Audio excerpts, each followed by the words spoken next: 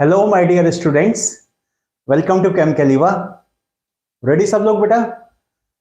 तो चलो आगे की बात करते हैं। लास्ट लेक्चर में मैंने आपको वर्क डन के फॉर्मूले बताए थे। पहले तो एक मास्टर फॉर्मूला बताया था, that was integration of P external dot DV, P external dot DV.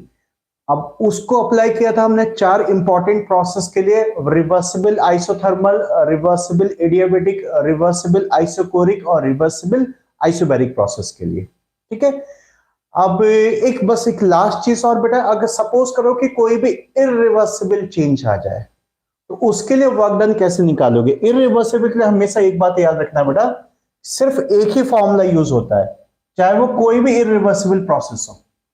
For any irreversible process, number fifth you can say, number fifth इसमें ऐड कर लो बेटा, for any irreversible process, any irreversible process। Starting के जो बेटा चार थे ना, वो चारों हम रिवर्सिबल मानते हुए चल रहे थे, चारों रिवर्सिबल। अगर नहीं लिखा था तो उसमें मेंशन कर दो, रिवर्सिबल एडियाबेटिक, रिवर्सिबल आइसोकोरिक, वो सब रिवर्सिबल है। फॉर एनी इरिवर्सिबल प्रोसेस, अब ये चाहे इरिवर्सिबल कोई भी हो, इरिवर्सिबल आइसोथर्मल हो, इरिवर्सिबल एडियाबेटिक हो, इरिवर्सिबल आइसोबैरिक प्रोसेस हो, फॉर्मूला इसके लिए सिर्फ इतना रखना है, W इज इक्वल टू, ये तो मास्टर फॉर्मूला है, इंटीग्रेशन पीडीवी। और आपको पता है बेटा कि प्रेशर जो लिया जाता है कौन सा लिया जाता है? External pressure. इसके अगेंस्ट वर्क डन होता है, एक्सटर्नल प्रेशर या आउटर प्रेशर। मैंने शायद लास्ट क्लास में पीओ से रिप्रेजेंट किया था, एक ही बात है, आउटर प्रेशर या एक्सटर्नल प्रेशर। सो अब क्या होता है बेटा कि जब इरिवर्सिबल कोई भी वर्क डन होता है तो ये वर्क डन सिर्फ इरिवर्सिबल मींस, सॉरी, ये वर्क डन सिर्फ एक्सटर्नल प्रेशर के अगेंस्ट होता है। मींस इस कंडीशन पे एक्सटर्नल प्रेशर और इंटरनल प्रेशर इक्वल नहीं होते। Means external pressure is not now equal to internal pressure, तभी इरिवर्सिबल बनेगा। यानी सडन होगा, स्लो स्लो चेंज हो रहा है तो वो रिवर्सिबल है, और सडनली कुछ हो रहा है तो वो इरिवर्सिबल। याद रखना, सडनली कुछ होता है तो इरिवर्सिबल है, और slow slow slow equilibrium maintain करते हुए कोई चेंज हो रहा है तो वो रिवर्सिबल चेंज है। सो जब पी एक्सटर्नल जो है बहुत ज्यादा हो जाता है तो सडन ये कंप्रेस हो जाती है, बहुत ज्यादा है, जल्दी से कंप्रेस हो जाएगा। तो ऐसी कंडीशन में अल्टीमेटली ये कांस्टेंट प्रेशर है, बाहर का प्रेशर ये बाहर आ जाएगा, और इसमें सिंपल फॉर्मूला लगेगा पी एक्सटर्नल इंटीग्रेशन डीवी। बस इतना फॉर्मूला लगता है। इंटीग्रेशन डीवी का मतलब आप जानते हो, जब v1 टू v2 इसको इंटीग्रेट करेंगे तो ये डेल्टा वी बन जाएगा। तो मैं डायरेक्ट लिख देता हूं, it is P external dot delta we. ये वर्क डन है, किसी भी इरिवर्सिबल प्रोसेस के लिए एप्लीकेबल है, किसी भी इरिवर्सिबल प्रोसेस के लिए एप्लीकेबल है। ये बात जल्दी से नोट डाउन कर लो बेटा। हाँ, अगर आइसोकोरिक होगी तो बड़ी अच्छी बात है, तो इसमें भी जीरो हो जाएगा। आइसोकोरिक तो चाहे कैसा भी हो बेटा, रिवर्सिबल हो या इरिवर्सिबल हो, उसमें तो वॉल्यूम में कोई चेंज ही नहीं आता, तो वो तो जीरो ही होना है। रही बात बाकी तीन की, आइसोबैरिक प्रोसेस ये फॉर्मूला लगेगा, एडियाबेटिक प्रोसेस यही फॉर्मूला लगेगा, आइसोथर्मल प्रोसेस यही फॉर्मूला लगेगा, लेकिन प्रोसेस कैसी होनी चाहिए? सडन होनी चाहिए, इरिवर्सिबल होना चाहिए। तो ये आपको क्वेश्चन में आइडिया लग जाएगा, कोई ऐसी बात नहीं है बेटा। वैसे तो देखो होता है क्या कि जब रिवर्सिबल मूवमेंट होता है तो वो आपको खुद ही क्वेश्चन में लिख कर दे देगा स्टेटमेंट में, for reversible this and this. तो अगर रिवर्सिबल वर्ड यूज नहीं किया उसने, अगर रिवर्सिबल वर्ड स्टेटमेंट में यूज नहीं किया है, तो आप उस क्वेश्चन को या प्रोसेस को इरिवर्सिबल मानते हुए सॉल्व करके आएंगे। बस इतनी सी बात है। अगर रिवर्सिबल मेंशन्ड है तो ठीक है बेटा, रिवर्सिबल वाले फॉर्मूले लगेंगे, और रिवर्सिबल मेंशन्ड नहीं है तो ये आपका इरिवर्सिबल का फॉर्मूला यूज होगा। नोट कर लिया सबने बेटा? इरिवर्सिबल का फॉर्मूला यूज होगा। तो कौन कौन आ चुके हैं भाई क्लास में? पवन आ गया, रोहित आ गया, अनुराग आ गया, सोनू आ गया। ओके ओके बेटा, ठीक है।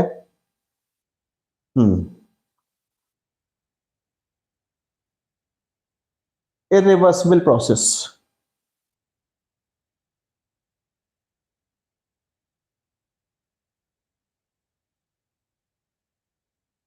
बस बेटा अब इन पे क्वेश्चंस स्टार्ट किए जाएं। चलो अच्छी बात है, सब क्वेश्चंस स्टार्ट करते हैं कुछ कुछ इसमें।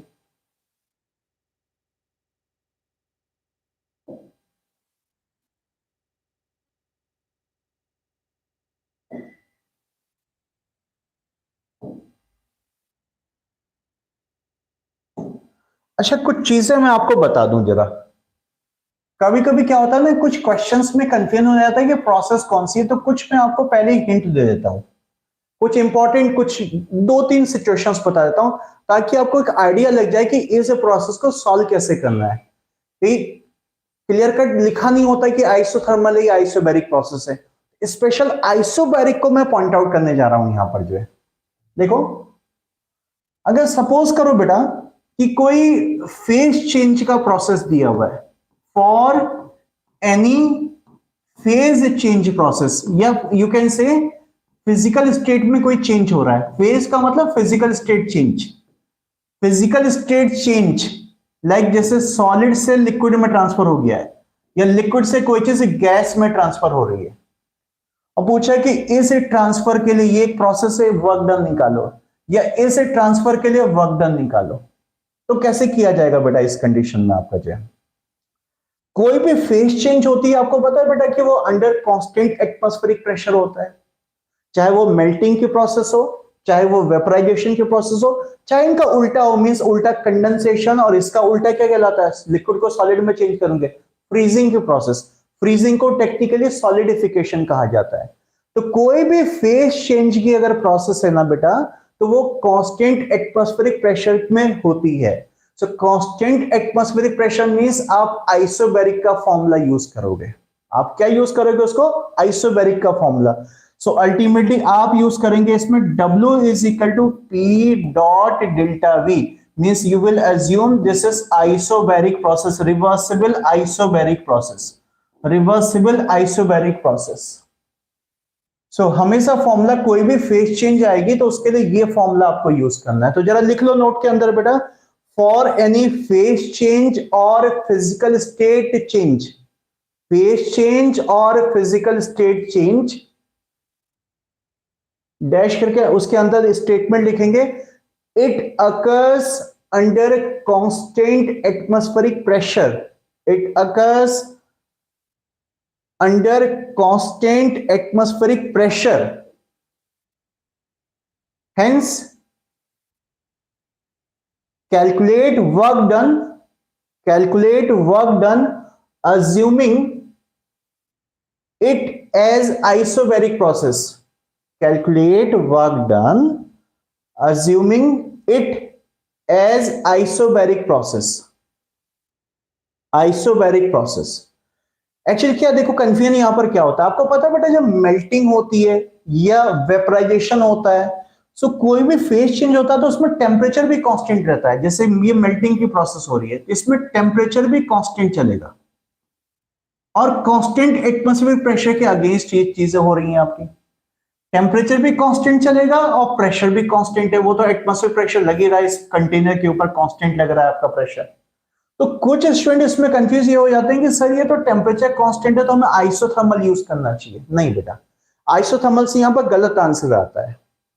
अब फिर बाद में अब बात करेंगे कि ऐसा क्यों होता है, अभी फिलहाल बस सीधे याद कर लो कि आइसोथर्मल यूज करोगे तो गलत आंसर आएगा। इसको सिर्फ आइसोबैरिक यूज करना है, मींस ठीक है टेम्परेचर कांस्टेंट होता है, मैं इस बात से डिनाई नहीं कर रहा हूं, बट आप आइसोथर्मल वाला वर्क डन इसमें यूज नहीं करोगे, नहीं करोगे। ठीक है, लिखा बेटा आप लोगों ने। अब मैं एक और नेक्स्ट पॉइंट इसी में बताने जा रहा हूं, ऐसी एक और इंपॉर्टेंट बात बताने जा रहा हूं आपको। सेकंड इंपॉर्टेंट पॉइंट, सपोज करो कि कोई केमिकल रिएक्शन से रिलेटेड क्वेश्चन आ गया, for any chemical reaction, for any chemical reaction related question. Chemical reaction दी है कोई भी, जैसे भाई कि जैसे कुछ भी मानो कि ए और बी रिएक्शन करके सी और डी कुछ भी बना रहा है, ऐसी एक फालतू से ऐसी मैंने रिएक्शन लिख दिया, कुछ भी रिएक्शन है। पूछा है कि इस रिएक्शन में जब रिएक्टेंट प्रोडक्ट में कन्वर्ट होते हैं, मींस ये जो रिएक्शन होती है ये भी तो एक प्रोसेस ही है, ये केमिकल प्रोसेस है, तो इसका वर्क डन निकालो कितना होगा। और केमिस्ट्री में तो खासकर यही प्रोसेस आने वाली है। तो इसमें भी आप देखो क्या होगा, इसमें अब दो सिचुएशन होती है बेटा, सबके सब बहुत ध्यान से सुनना बेटा, कुछ इंपॉर्टेंट बातें बता रहा हूं मैं, बहुत केयरफुली सुनो बिल्कुल इस समय जो है। अगर कोई केमिकल रिएक्शन का क्वेश्चन आया था तो आपको यह देखना है कि वो केमिकल रिएक्शन जो है एक क्लोज्ड कंटेनर में हो रही है या ओपन कंटेनर में हो रही है। अगर केमिकल रिएक्शन किसी क्लोज्ड कंटेनर में हो रही है, क्लोज्ड कंटेनर क्लोज्ड वेसल में हो रही है, तो देखो क्लोज्ड, अगर कंटेनर को फिक्स कर दिया, क्लोज का मतलब फिक्स करना, बस अब ये कुछ नहीं हो सकता इसमें, एक बार हमने क्लोज कर दिया, शट डाउन कर दिया सारी चीजें, तो इसका पिस्टन इधर उधर नहीं जा सकता है। अब इसमें कुछ भी हो तो अल्टीमेटली वॉल्यूम में चेंज जीरो हो जाएगा, कोई वॉल्यूम में चेंज नहीं आएगा।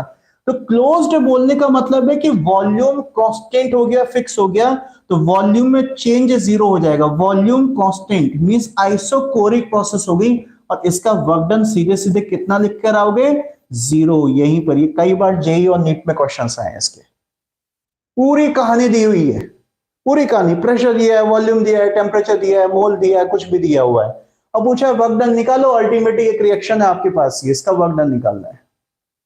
और पूछा कि reaction is occurring in close container, छोटा सा कहीं पर लिख दिया क्लोज्ड कंटेनर। तो जिस स्टूडेंट को ये नहीं पता कि क्लोज कंटेनर का कॉन्सेप्ट क्या है, टेक्निकली यहां पर मीनिंग क्या बनता है बेटा, वो गलत कर देगा। उसके लिए कि यार ये पहले तो सोचेगा ये आइसोथर्मल प्रोसेस है या आइसोबैरिक प्रोसेस है या क्या है। तो सीधी सी बात ये, क्लोज कंटेनर में अगर हो रही है तो आप उसको क्या अज्यूम करेंगे, आइसोकोरिक प्रोसेस अज्यूम करेंगे, आइसोकोरिक प्रोसेस अज्यूम करेंगे, और डायरेक्ट वर्क डन जीरो पे टिक करके आ जाएंगे। ये छोटी छोटी टेक्निक्स है बेटा, बड़ी इंपॉर्टेंट टेक्निक्स है। अब इसी में दूसरी बात आती है, नोट किया है बेटा, नोट कर लिया होगा आई होप सबने जो है। इसी में अब दूसरी बात सुनो बेटा, सपोज करो कि कंटेनर ओपन है, या फिर उसने बताया नहीं कि कंटेनर कैसा है।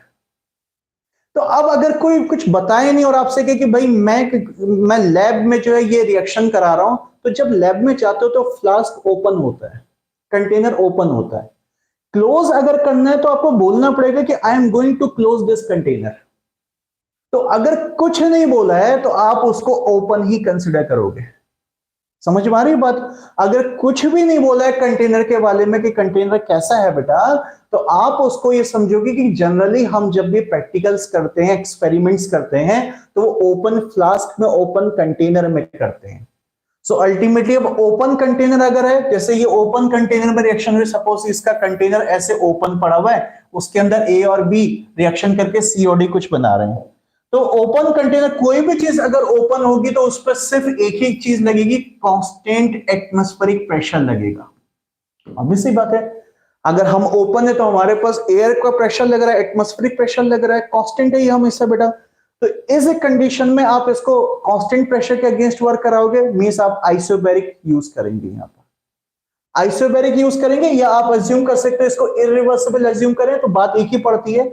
आइसोबैरिक अज्यूम करो या इरिवर्सिबल अज्यूम करो, मींस अल्टीमेटली फॉर्मूला कौन सा लगने वाला है, W is equal to P external dot delta V assume करो, ये फॉर्मूला लगेगा। एक्सटर्नल प्रेशर के अगेंस्ट वर्क डन हो रहा है, W is equal to P delta V, means आपको आइसोबैरिक वाला फॉर्मूला यूज करना। आइसोबैरिक का फॉर्मूला भी तो इससे था, पी डेल्टा वी। इरिवर्सिबल में मैंने आपको पी क्या बता दिया था, एक्सटर्नल हो जाएगा, बस इतना बता दिया था। तो वह एक ही चीज है, आइसोबैरिक अज्यूम करो और आप इरिवर्सिबल अज्यूम करो, एक ही बात है, इरिवर्सिबल। तो इसको आइसोबैरिक पे कब सॉल्व करोगे, जब ओपन कंटेनर है या कंटेनर का टाइप नहीं बताया हुआ है, तो फिर ये formula P into delta we से क्वेश्चन को सॉल्व करके आना है। नोट कर लो जरा इस बात को बेटा।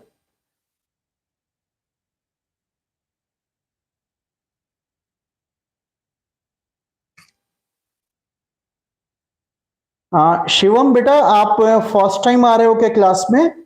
बेटा इस समय लाइव लेक्चर होता है बेटा, ये लाइव लेक्चर चल रहा है। 8 to 9 बेटा लाइव लेक्चर होता है। नेक्स्ट वीक से आप सबको मैंने एक मैसेज कन्वे किया बेटा कि नेक्स्ट वीक से पहली बात मंडे और ट्यूसडे 2 दिन ऑफ रहेगा, और बाकी आपके पास जो बचे 5 दिन है, मींस आपके पास Wednesday, Thursday, Friday, Saturday and Sunday, इन दिन जो है 5 दिन जो है 8 to 9:15 क्लासेस हुआ करेंगी। 8 o'clock से लेकर 9:15 PM ये आपकी क्लास का टाइम हो जाएगा। मींस थोड़ा 15 मिनट टाइम बढ़ा दिया, और एक दिन मैंने बेटा ऑफ कर दिया, मुझे जरूरत हो रही थी बेटा बहुत ज्यादा, मैं बहुत ज्यादा एंगेज हो गया बेटा, कभी क्लास लेनी है, कभी आपका असाइनमेंट तैयार करना है, या और बैचेस का असाइनमेंट तैयार करना है, कुछ भी करना है बेटा। तो मुझे ना वो वीडियो रिकॉर्ड करने के लिए टाइम नहीं मिल पा रहा है बेटा। आपको मैंने प्रॉमिस किया ना कि केमिकल बॉन्डिंग के सारे वीडियो मैं आपको दे दूंगा या पीरियोडिक टेबल के दे दूंगा, तो बेटा टाइम बिल्कुल नहीं मिल पा रहा है, इसलिए देखा होगा अभी तक कोई वीडियो नहीं अपलोड कर पा रहा हूँ बेटा। तो मुझे 2 दिन का आपका क्लास का ऑफ कर देता हूँ, कुछ और भी क्लास मैंने ऑफ करी है अपनी जो रेगुलर क्लासेस होती है। मैं थोड़ा फ्री हो जाऊंगा बेटा तो रिकॉर्डेड वीडियो वगैरह बना लूंगा और असाइनमेंट वगैरह भी सही से बन जाएगा। थोड़ा सा मुश्किल हो जा रहा है बेटा, बहुत इंगेज हो रहा हूँ आजकल। तो टाइम मैंने आपका ओवरकम कर दिया, मतलब ऐसा नहीं कि टाइम में कोई कमी नहीं, इवन आप देखेंगे तो 15 मिनट ज्यादा ही हो गया बल्कि वीकली अब टाइम आपका। तो ओवरऑल जी आपका 6 आवर 15 मिनट्स का क्लास हुआ करेगा पूरा 1 वीक में। अब चलने दो, कोई बात नहीं इसको बेटा, थोड़ा बहुत प्लस माइनस चीजें चलती रहेंगी बेटा। और सिलेबस की बिल्कुल चिंता नहीं करनी है, आपको मैंने पूरा लिख कर दे दिया था टेलीग्राम ग्रुप में बेटा कि कैसे कैसे सिलेबस होगा। वो मार्च के एंड वीक तक अज्यूम करके चलो कि सिलेबस ऑलमोस्ट हो जाएगा। ठीक है, कुछ सर्कमस्टांसेस ऐसे होते हैं, थोड़ा बहुत प्लस माइनस हो सकता है, बट मैक्सिमम सिलेबस तब तक हो जाएगा। और आपका तो टारगेट मेन जो जितनी 11th के स्टूडेंट्स है बेटा, उन सबका तो टारगेट जो 2024 का है, 2023 का नहीं है। सो 2024 के लिए हम क्या करेंगे कि अप्रैल ऑनवर्ड इमीडिएटली जैसे ही सिलेबस पूरा होता है, थोड़ा 5-7 दिन का ब्रेक लेके, कुछ उस समय आप लोग के स्कूल के एग्जाम्स वगैरह भी होते हैं, सबके अलग अलग होते हैं टाइम पर, तो जस्ट 5-10 दिन का ब्रेक लेके बेटा अल्टीमेटली 12th की क्लासेस स्टार्ट करा देंगे। ठीक है,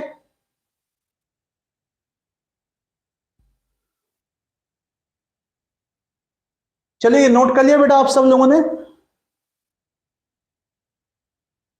अब मैं बेटा इनके क्वेश्चंस पे चल रहा हूं, चलो क्वेश्चंस पे चला जाए बेटा डायरेक्टर। एक तो ये बेटा आपने देखा 1 घंटे का टाइम बहुत शॉर्ट हो जाता है, हर बार ऐसा हो रहा है कि मैं जस्ट लास्ट मोमेंट पे कुछ आपको टॉपिक बताना चाह रहा हूं और देखता हूं टाइम पूरा हो गया। तो मैंने 15 मिनट इसलिए बढ़ा दिए हैं यहाँ पर कि भाई कम से कम 1.25 घंटे की क्लास तो होनी चाहिए, और एक दिन मुझे भी थोड़ा सा चाहिए बेटा अपने बाकी काम को करने के लिए। तो बाकी सबको भी बेटा कन्वे कर देना। आई होप आप सबको कन्वे कर रहे हो ना क्लासेस के बारे में। आपको बोला था बेटा कि क्लासेस के बारे में बाकी फ्रेंड्स वगैरह को भी सबको बता दो एक बार।